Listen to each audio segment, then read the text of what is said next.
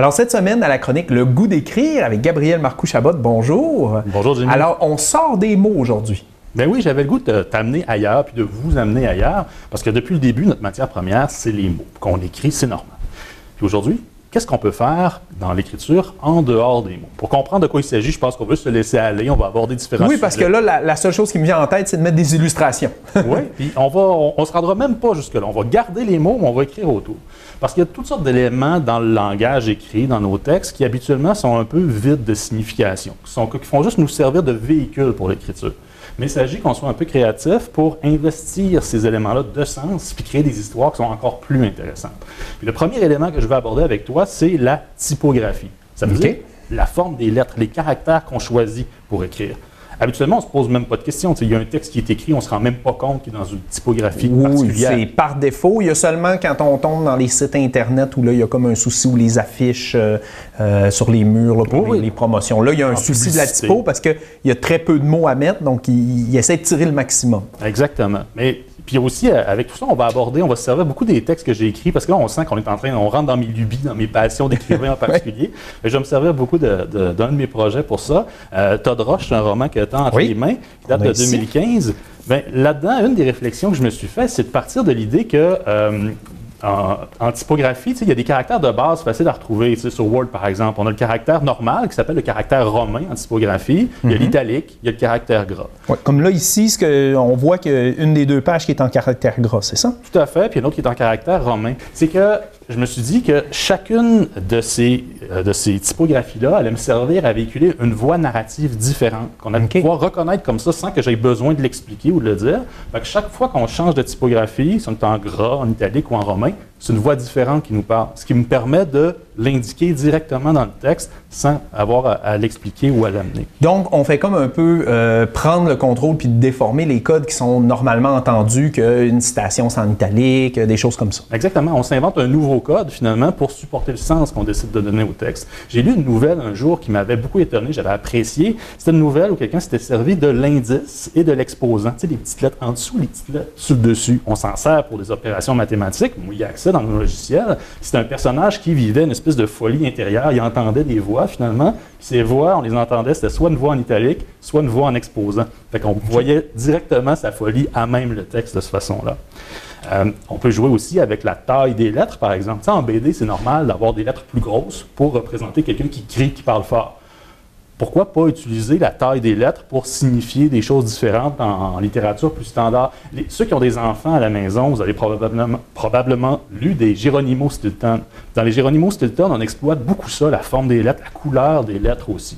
Je n'ai pas plein d'exemples à vous parler en littérature. Mais je pense que l'image se fait quand même d'elle-même. Mais il y a des choses de ce côté-là à explorer. C'était très, très utilisé de manière ludique dans les livres pour enfants, mais il s'agit qu'on mette notre cerveau un peu là-dessus pour inventer des nouvelles manières d'explorer ça, même en littérature pour adultes, par exemple.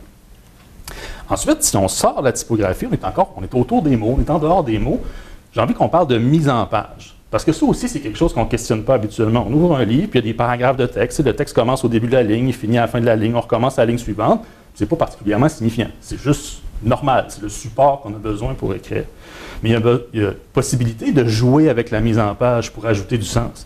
J'ai présenté ici, ce n'est pas un texte de moi, c'est un poème de Guillaume Apollinaire. Guillaume Apollinaire, très très célèbre pour avoir inventé, entre guillemets, il y avait d'autres exemples avant, mais il l'a popularisé, ce qu'on appelle un calligramme, où on écrit un texte, mais en même temps, on dessine dans la page avec ce texte-là. Et là, la forme du texte, on est proche de l'illustration dont tu parlais au début. Du dessin, oui. Oui, mais un dessin qui est fait avec des mots, où le sens des mots et le dessin dans la page se renforcent mutuellement.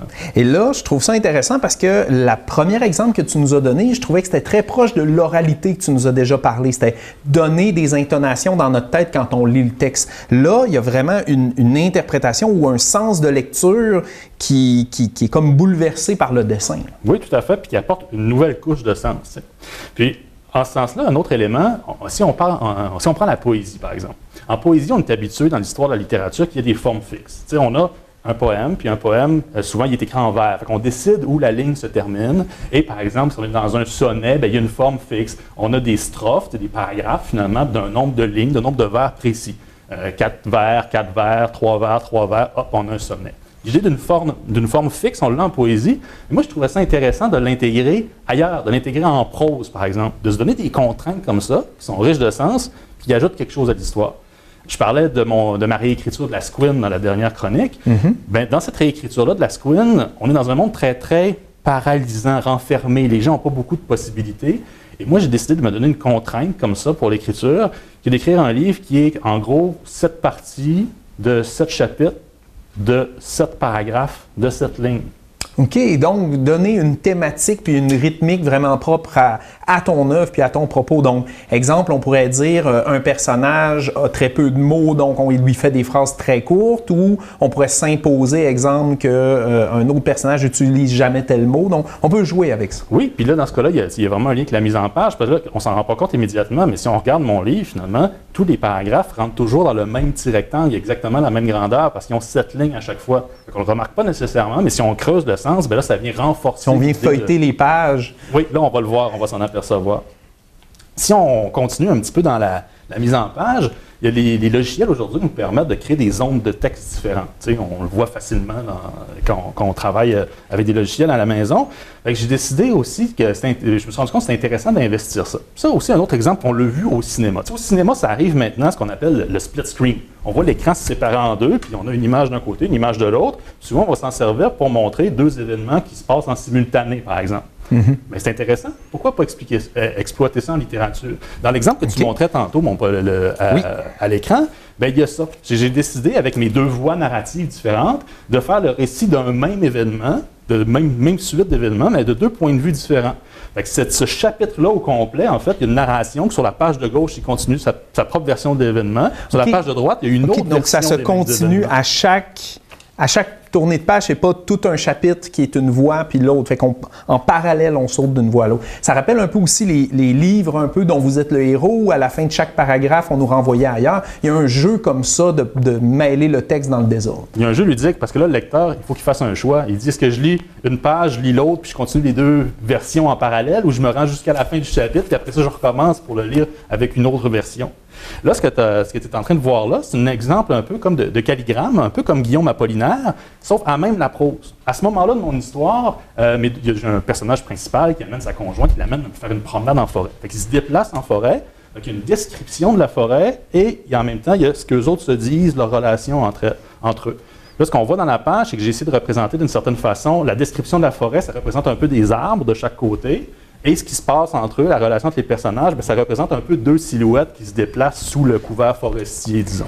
Donc, il y a vraiment la possibilité de jouer comme ça avec le texte. Là, ça devient compliqué. Hein? Tu vois l'exemple que tu as là? Oui, c'est oui. l'exemple extrême dans le roman où on est rendu avec 4 blocs de textes différents qui s'imbriquent les uns dans les autres. Les 3 voies narratives dont j'ai parlé, on voit l'italique, on voit le gras, on voit le romain. Puis en plus, il y a des dialogues des personnages qui s'inscrivent en dessous de ça. Fait que là, on a des choix complexes. Le lecteur a à se poser plein de questions de lecture, finalement. Mais tout ça a du sens, tout ça se renforce les uns les autres. Puis on en arrive un peu plus loin, si tu continues de tourner les pages. Oh, mon Dieu, OK. Où là, on peut jouer même avec la lisibilité du texte. J'ai superposé les mots. À un moment donné, il y a des mots qui se superposent. On n'est pas capable de tout lire. Il y a juste certains mots qu'on est capable de lire. À un moment donné, ce à quoi on assiste en ce moment, dans la page que tu nous montres, c'est vraiment une espèce d'explosion. Après, comme la saturation de l'espace mental du personnage, toutes les voix sont superposées.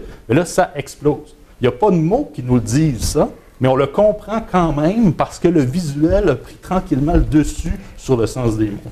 En terminant, est-ce que c'est une aventure dans laquelle parce que j'imagine que ça peut être un peu insécurisant de voir ça, parce que c'est pas du jamais vu, mais on n'a pas souvent été confronté à ça. Qu'est-ce que tu conseillerais à quelqu'un qui veut l'essayer en terminant? Bien, ceux qui veulent essayer, c'est ceux qui ont l'esprit créatif. Fait que faites juste, laissez-vous aller, essayez des choses. Puis ce qui peut paraître étrange et déstabilisant aujourd'hui, peut-être que ça va être tout à fait normal dans 5 ans, dans 10 ans, dans 20 ans finalement. Il y a tous des gens qui explorent un peu certaines voies. Puis peut-être que superposer des mots, jouer avec les colonnes de texte, dans 5 ans, ça va être tout à fait normal parce que vous, à la maison, vous allez avoir créé de grandes œuvres à partir de cette source d'inspiration. Bien, merci beaucoup, Gabriel Marcoux-Chabot. C'est très intéressant.